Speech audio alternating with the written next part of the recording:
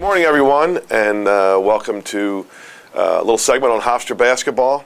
My name is Joe Mihalich. I'm the new basketball coach here at Hofstra, and very, very excited about the upcoming season, about what we've been doing, and anxious to share some things and some thoughts with you about Hofstra basketball. Just got back from our conference meetings, well, actually a couple weeks ago, and I heard one of the coaches or one of the administrators down there talk about when they were referring to the conference as it's a new time, it's a new team. And I couldn't help but think, you know what, that's us. That's Hofstra right now. It's a new time, it's a new team, and we're working very hard to make it, to bring the championship level of basketball back to Hofstra University. So thanks for being with us, and we're going to take some questions now. First question is from Mike in Manhattan. Thanks for writing in, Mike. How is your family taking the move to Long Island? Are they excited about the proximity of New York City and all that it has to offer? Well, Mike, my family is just ecstatic. You know, my wife Mary and my three sons, Joey, Matt, and Tony, they all are just, they're just giddy about the move, and all they talk about is getting down here. My wife is still finishing up in upstate New York. She is a school nurse, and she's finishing up her job. But we're anxious to get her back down here. The boys are all on their own now, but they talk about visiting and coming here. There's so many things to do. My wife talks every day about something different to do. The only thing I'm nervous about, Mike, is that there's a few too many opportunities for my wife to spend money. So that's the only thing I'm nervous about. But we're excited, Mike. The whole family is just very excited. So thanks. Next question is from Kirk. Hofstra Law graduate, class of '77. Do you have a player on the roster who could be considered a primary scoring option, or will you be a scoring by committee team? That's a great question, Kirk. You know, it's really a work in progress, our team. We're excited about some young guys, but we can't forget the word young. They're not tested yet. Eliel Gonzalez is a point guard who we think has a chance to be very good. Chris Jenkins is a freshman incoming freshman who can really shoot the basketball. We think he could be a good player. We have a couple of interesting additions to the team in Dion Nesmith and, I almost pulled my mic off here, and Zeke Upshaw. These two fellows have graduated from their institutions and can play for 1 year, can play right away because they've graduated. They're working on their graduate degrees. All these guys, I think, can score it. They can all shoot it. Do we have a go-to guy? You know, not trying to avoid the question, but I don't know yet. I don't know yet. I think we, you know, long-winded way of saying we just could be a team where, you know, maybe a coach's dream where everybody averages 13 points a game. So, but we'll see. Thanks, Kurt. Okay, Neil from East Meadow. What was your proudest moment as a coach? Wow. You know, it's hard to single one out, Neil. Proudest moment as a coach. Geez, you think about, basically maybe things off the court where you recruited somebody and they came in and no one gave them a chance to be a good player. No one gave them a chance to be a good player, and 4 years later they have their degree and they've broken a couple records at the school they're at. If I had to single one out, though, Neil, would probably be in 2005 as the coach at Niagara. We went to the NCAA tournament for the first time in 35 years. Before I had gotten there, it had been a long time before Niagara had been to the NCAA tournament. It was 1970 when they were there with Calvin Murphy. So, you know, and I liken it to the challenge here. You know, it's been since 2001 since Hofstra's been to the NCAA tournament. You know, with Norm Richardson and Jay Wright coaching, and you know, of course, Speedy Claxton did it in 2000 and handed the reins over to Norm, and so. You know, those guys, we're hoping that it doesn't get to be 35 years. We're hoping pretty soon we can get back to the NCAA tournament. So, thanks, Neil. Okay, Ashley from Lindenhurst. Hi, Ashley. How you doing? For a coach coming into a new situation, how important was it that you were able to bring your staff with you from Niagara? Boy, that's a great question and a good observation, I think, Ashley. It's huge. It really is huge because you want to have some continuity. You know, coming here, obviously it's going to be a new team, and that's kind of it kind of gets magnified because there was only 4 returning players when we got here. So we're going to have 7 new players, and so bringing the staff with me, they know how I think, they know what we like to do. I know how they think. I know what they like, and so forth. So, they're terrific coaches, great people, hard workers, good basketball minds. And, I think it sounds a little corny, but we're a good team. Our staff is a good team. And so hopefully we can, inject that into our players.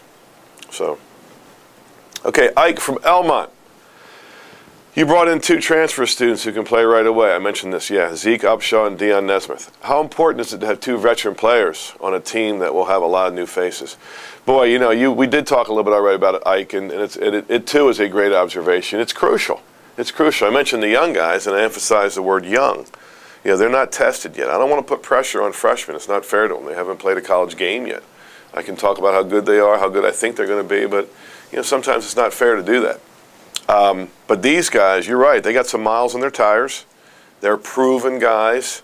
I mean, Dion Nesmith,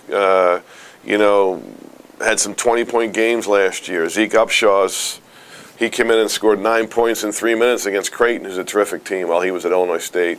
Of course, Dion was at Monmouth. So, having them here, they can be experienced guys, not only on the floor, but in the locker room, on the bus, outside in the classroom. They can be guys who are mature, experienced, been through it guys. So, thanks, Ike. Okay, Emily from Flushing Meadows. What has the reception been from Hofstra's students, staff, and supporters since you've arrived on campus? But I'll tell you what, Emily, every day I get more and more excited about being here because I'll meet somebody new, whether it's a high administrator, one of the VPs, or a couple of students when you're grabbing coffee in the morning, or people that work on campus, and it just gets you more excited because they are excited. They know what a special place this is, and they're anxious for the basketball team to do well. So it's been terrific, just terrific. Tom from Garden City. Well, you haven't been in a league game yet, right? How would you compare the MAC and the Colonial Athletic Association? Well, we're in a time where I heard an AD say, the leagues aren't changing, every day. They're changing every minute, the leagues, and so they are taking on new shapes and new forms. But, part of what excited me about coming here was the conference, and that's not to say that the MAC isn't a terrific conference. It is. It's a very, very good conference, and with great members, great leadership, good players, the whole bit. But the Colonial Athletic Association is really an exciting conference. It's a great conference. This conference has put a couple of teams into the Final Four. And even if those teams have moved on, that doesn't matter. It's a conference where, the vision is and the expectations are high. And as coaches, that's what you want. You want to have those expectations be high. So I think they're both terrific leagues, but obviously I feel like the Colonial Athletic Association is a notch above. So, thanks. Is this Jersey or from Jersey? Jersey. Congrats on winning the Skip Prosser Man of the Year Award. What ideas? Thank you for that. That was something I'm really proud of. I'm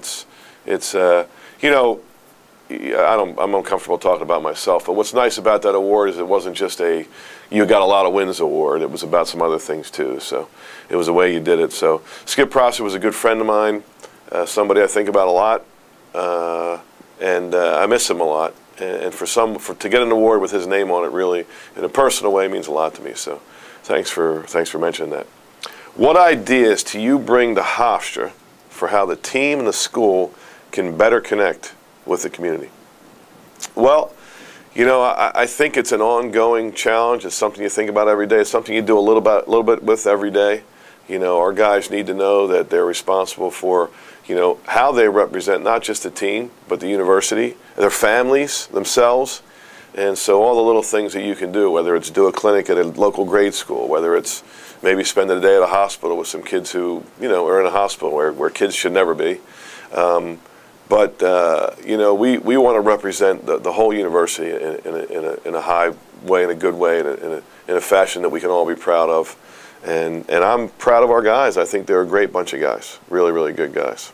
So, and hey, Jersey, if you have some ideas, if you think of anything that we can do, just shoot us a note or send us an email. We'll be glad to do that kind of stuff. Ron Burgundy, will you join Twitter? Ron, I'm sorry, but I don't think I will unless I get pressured unless I'm told to by somebody that oversees me. I'm just, maybe I should. I don't know. I'll think about it. But right now, if you put the pressure on me, I'd say that I'm a little uncomfortable with that. I have 3 sons. They all do it. It's enough of a challenge to monitor that a little bit, make sure they're doing the right things.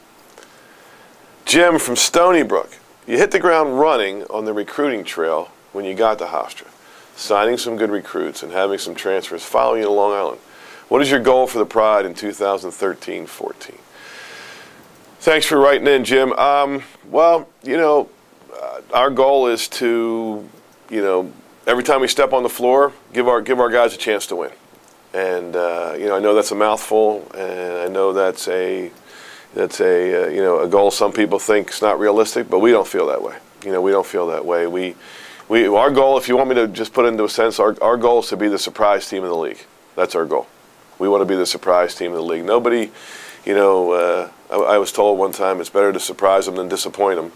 And, our goal is to surprise everybody. And we'll go into the season. I know people are going to, I know where we're going to be ranked, and we all know that. And we're just going to go in there and hope we can surprise some people. So, thanks, Jim. Donna from Queens. I know this will be a great question because Donna from Queens asks good questions. All right, what are your favorite sports teams? Geez, what are my favorite sports teams? I'm going to get a little bit coy, I guess, with this answer. I'm one of those people, Donna, that, I'll kind of sort of follow what's going on, and the good story, the neat story is something I get attracted to. Maybe it's that baseball team that hasn't been, like the Cubs the one year. They hadn't been to the World Series in,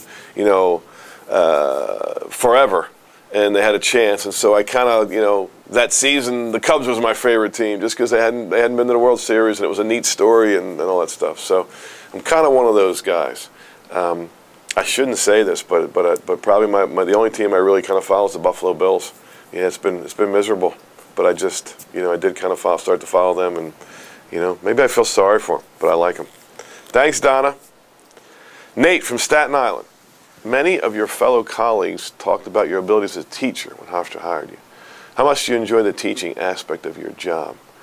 Well, Nate, I say it all the time. I'm living the dream just to be a coach. It's really, really fun. It's a game I love. It's a profession I love, and I do believe that a big part of it's teaching.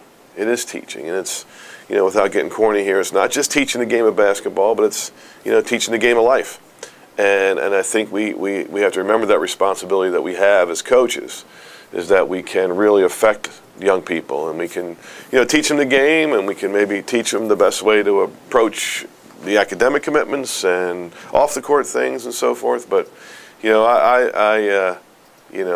it's not just teaching. One of my mentors is Morgan Wooten, who is a Hall of Fame coach. He's a high school coach, retired high school coach from DeMatha High School in Washington, D.C. area. I was lucky enough to be his assistant for 3 years. And people would say, why do you coach? And he would say, to teach and to touch people's lives. And I always remember that. And I remember that responsibility that we have, that we're not just teachers, but we're people that can have an effect on young people, and so take that real seriously. But, so we try to do that. But it is, to be able to teach the game and see guys learn it and become better, it's very gratifying. So thanks, Nate. Stephen from Hicksville. Stephen also asked great questions. Thanks for writing in, Stephen. You have a lot of coaching in your family. Did your sons always want to coach? Yeah, all 3 of my sons coach. My son Joey is an assistant coach at University of Scranton, outstanding Division III program in Pennsylvania. They were 1 win away from the Final Four 2 years ago. He coaches there, and I have twin sons that both coach. They live in Northern Virginia. Matt is a high school coach and teacher at Bishop O'Connell High School in Arlington, and then his twin brother Tony is a track coach at George Mason University. So I don't know that they always wanted to coach, but they were always around coaching. And I think they always, I was lucky enough through my years to have my family be a big part of my job. I worked for Speedy Morris at LaSalle as an assistant. A guy another one of my mentors, another guy that I was just so lucky to be around. But he was a family guy, and it was okay for me to bring the guys to the office every once in a while. And so they all were always around coaching. It's all they've ever known. I'm proud that they like to coach. I'm proud that I think they'll be very, very good at it. Of course, like every other parent, you hope that it all works out for the best. But, I think they were always around it, and I think it probably did intrigue them early on. So, okay, screen says break time. So it looks like we're going to take a little, maybe take a little break right here, okay? And we'll come back with some more questions. But thanks for writing in. These are great questions. Welcome back, everyone. This has been fun for me. I'm really enjoying this, and some great questions. So now our next question comes from Dave in Queens. And Dave is wondering, how can I look into season ticket and mini plan packages? Wow, super. I'm glad you asked, Dave, and I'm glad we're able to talk about this. Right up over here, I hope I'm pointing the right way, there's a phone number there. It's 516-HOF-TIX. That's 516-HOF-TIXX. If you could just dial that number. We have all kinds of plans. Ask for anybody. If we don't have a plan you like, why don't you suggest it? Because maybe it would be a great idea, and we'll put that plan in. And it gives me a chance to talk, Dave, about what we're going to try to do, our style of play. I mean, we like to play fast. We want the game to be exciting. We don't just play for ourselves. We're playing for all of you fans that come to the games and our university and so forth. And, people always say, how do you play? What's your style? And, we like to play fast. Now, you got to dance with the girl you brung. I mean, if you have 5 slow guys, you're not going to be able to play fast. But we think we'll be able to get the ball up and down the floor. We're going to try. We're going to try, and we like to play a style that's fun to play, fun to coach, and more importantly, fun to watch. Because we want to please everybody. So Dave, please call that number. Anybody else, please call that number, and hopefully you'll be able to get to a game and you'll like what you see. So. Valerie, do you see Hofstra as an underdog team? Yeah, you know what, Valerie, I hope so. I hope everybody sees this as an underdog team. We like to, I kind of talked about this a little bit ago, the idea of it's better to surprise them than disappoint them. We love that challenge. We're not going to get picked high in the league, and that's all right with us. It's not where you get picked before the season, it's where you finish. And so, we understand that, and we do kind of welcome that. That's just fine with us. It'll be fun. It'll be fun. So it's a great question, and thanks. Joel from Oceanside, what type of player fits your style?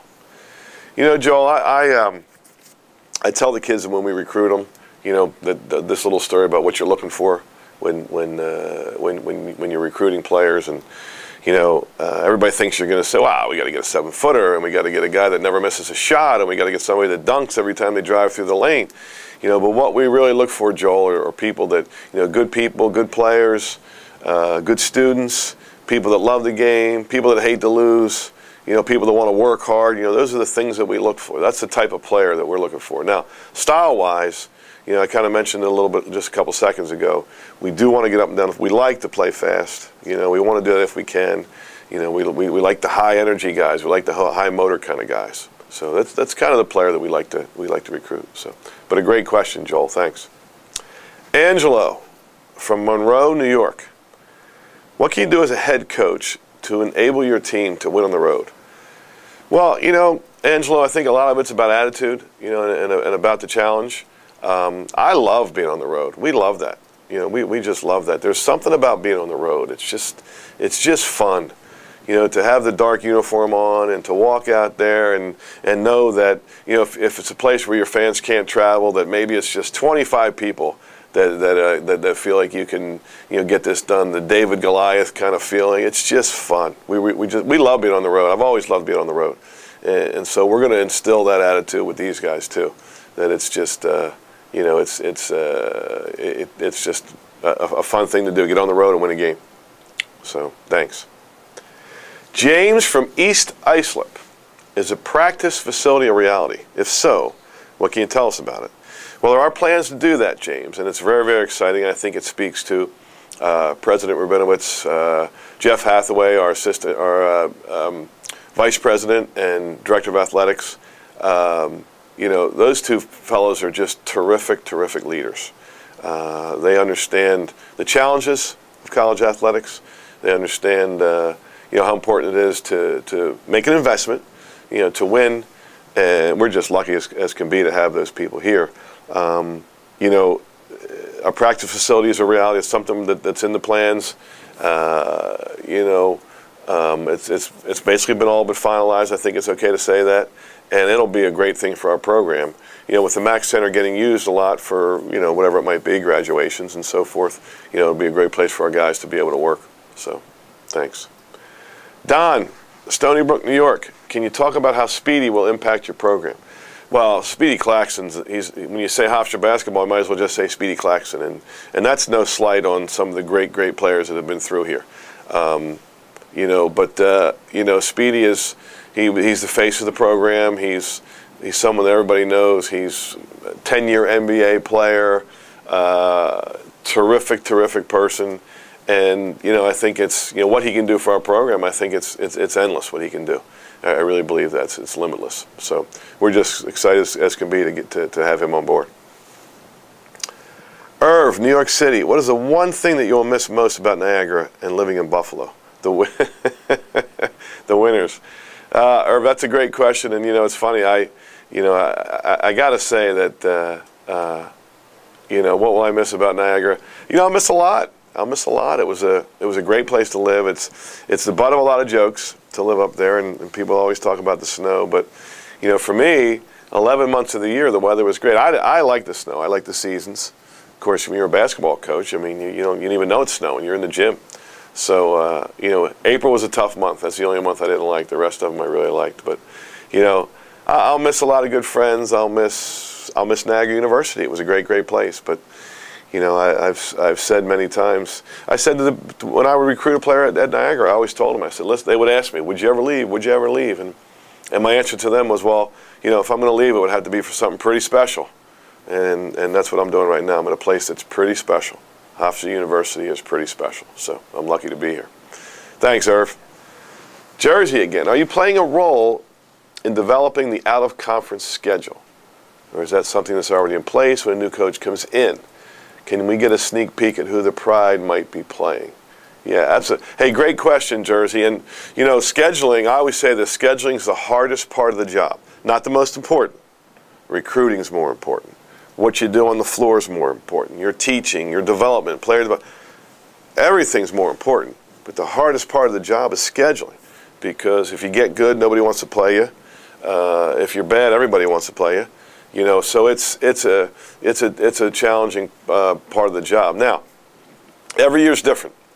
Every year's different. Now, I'm lucky enough to be able to play a bit of a role in this year's schedule. A lot of it was in place. Unfortunately, some of the games that were in place were at Louisville, at Richmond, at SMU. That were some of the things that were in place. So, but I think with your non-conference schedule, Jersey, you want to sharpen your teeth for league play. You want to get your team confident, maybe. You want to play all kinds of teams. And I think we're doing that. We have some really challenging opponents. We got some good ones at home. I mean, even though they're tough. GW Manhattan, they're awful good. We're going to see them at home. We opened up with Monmouth. We're waiting on a couple contracts, so I probably shouldn't mention those schools' names yet. The ones I've mentioned, we already have the contracts in place. We're going to be at Tulane. That's another tough one. But we've got some good plays. We'll play Sacred Heart here on campus. We'll play NJIT here on campus. So a little bit of everything, which I think is what this team needs. So thanks, Jersey. John from Hicksville. Who was the recruit or player that made you the most proud? Who was the recruit or player that made you the most proud? Well, you always remember your first one, I guess. Let's talk about, I'd have to go back 15 years. When I got the job, I mentioned I was at DeMatha High School. When I got the job, I called Morgan Wooten up and said, okay, I got the job now. I'm a head coach. Who should I recruit? And he told me about a player that didn't start at DeMatha. His name was Darryl Green. We recruited him, and he was the sixth man on that team. Of course, he played behind some very, very good players. But he came, and when he graduated, he was top 10 in 4 categories. So he's somebody. And, it's probably too soon to talk about the players here. I think we got to give him a chance to do something. Then maybe in a few years, I can say, the player that I was most proud of, came to Hofstra and did A, B, C, D. So good question, though, John. Thanks. Okay. how will you utilize Wanye Green and Amin Tanksley when the time comes? You know, two terrific young men, Wanye Green and Amin Tanksley. Of course, they came with us from Niagara. They will have to sit this year, so we'll utilize them right away because they will. I think they'll play a major role this year, even though they won't play games. They'll play a major role in practice. They'll play a major role, you know, of instilling what, you know, our philosophy is, what our attitude is, what our demeanor is like. So, you know, I'm so happy they're with us. They're terrific guys, terrific players, and you know, they'll play a big role this year. So, lucky to have them here. Luke, Old Westbury. How we doing, Luke? Okay, it seems the whole Hofstra fan base is hungry for a winner and to compete for his Colonial Athletic Association championship. How much motivation and inspiration do you draw from the campus community that wants to see a winner so badly? Well, I mean, that's a great question, Luke, and the answer is a whole lot of motivation and inspiration comes from that feeling. I mean, we don't feel alone. We can feel it. Everybody's there with us. You know, the fan base, the alumni people, the alums, everybody's excited about it. And it just makes us hungrier to know that, you know, as I said, we're not alone. Everybody's with us. So, good question. Herman from Oyster Bay. After a long tenure at Niagara, where you were highly successful, what was the one single item that created a tipping point between you going to Hofstra or staying at Niagara? And Herman, a good question. I think I may have kind of touched on that earlier. You know, I basically told the story that, in fact, the night I told the players at Niagara that I was leaving there, I reminded them of this whole thing. A very emotional night because I love those guys, still do, always will.